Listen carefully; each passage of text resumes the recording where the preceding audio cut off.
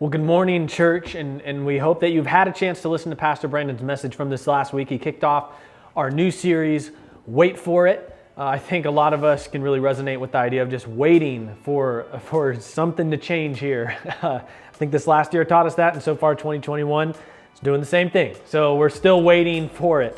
But as we jumped in this week, Pastor Brandon focused in the book of Daniel, chapter 3. And there we see three guys named Shadrach, Meshach, and Abednego. If you've watched VeggieTales, they're simply known as Rack, Shack, and Benny. And what we see in this story is these men who had it was a tough situation they ended up finding themselves in. King Nebuchadnezzar had made this gold statue, and he was enamored by this awesome statue he made. And he wanted all these people to go to this dedication, and eventually he has some people around him who say, you know what, you should make it where everyone has to worship that, and if they don't, they're thrown into the fire.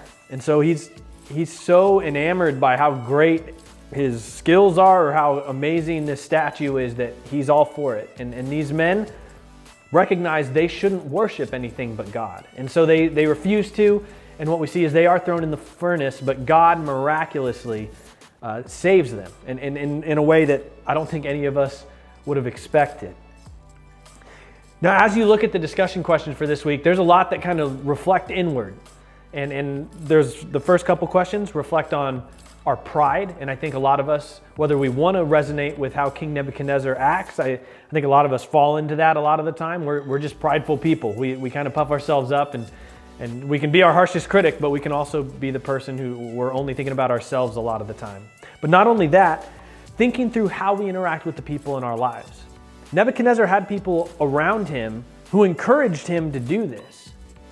And Pastor Brandon calls them influential idiots. And so the idea of, are there times we fall into that category without meaning to? That the advice we give, that the way we talk to those in our lives and encourage them, do we end up in that same boat? Are we advising them in the way that we should? So hopefully you have a great discussion with, whether it's your family or a small group or just around a dinner table, whatever it may be, that you have a great time talking through this story and just how we can stand firm in our faith, just like these men did, but also how we can learn from those who aren't great examples. What things are they doing that we don't want to reflect, and making sure that we're reflecting on ourselves and going, but I know I shouldn't do that, but am I doing it anyways? Because I need to stop if I am. So have a great discussion. We'll see you next week.